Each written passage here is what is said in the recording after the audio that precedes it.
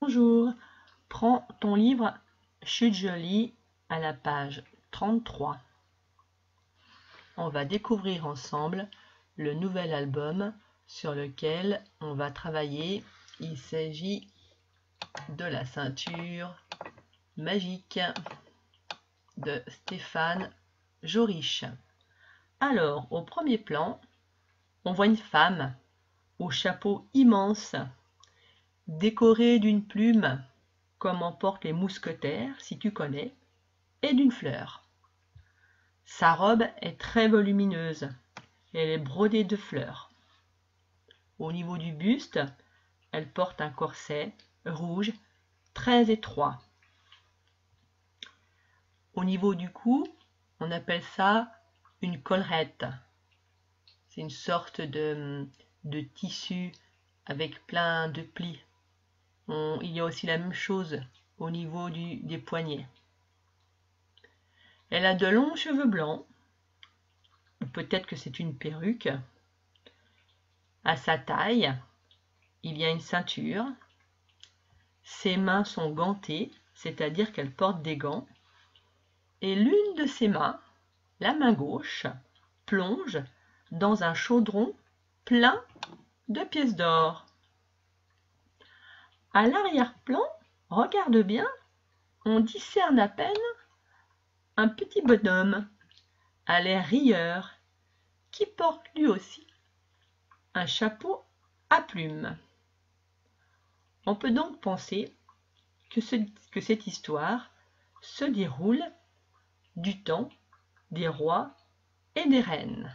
Maintenant, tu vas tourner la page et te mettre à la page 34 et à la page 35.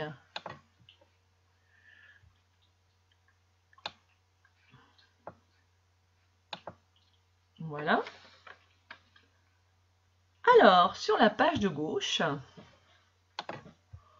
on reconnaît le jeune garçon de la couverture de l'album. Il a un chapeau et un petit air malicieux. Il est entouré par une sorte de tourbillon qui évoque un mouvement très rapide. Et là, c'est lui qui porte une très grosse ceinture. À droite, on voit une dame accompagnée de 3 servantes.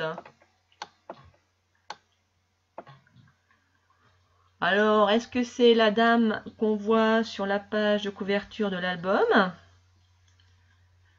Alors, ses cheveux ne sont pas pareils, mais est-ce que sur la page de couverture, elle porte une perruque? Peut-être. Et puis là, son air a l'air quand même méchant, ou peut-être est-elle simplement étonnée. En tous les cas, elle est en train de se préparer. On voit ses dessous ici et les armatures que je repasse en jaune qui maintiendront sa robe. Voilà. Dans une prochaine vidéo, je te lirai l'épisode 1 et je te l'expliquerai. À bientôt!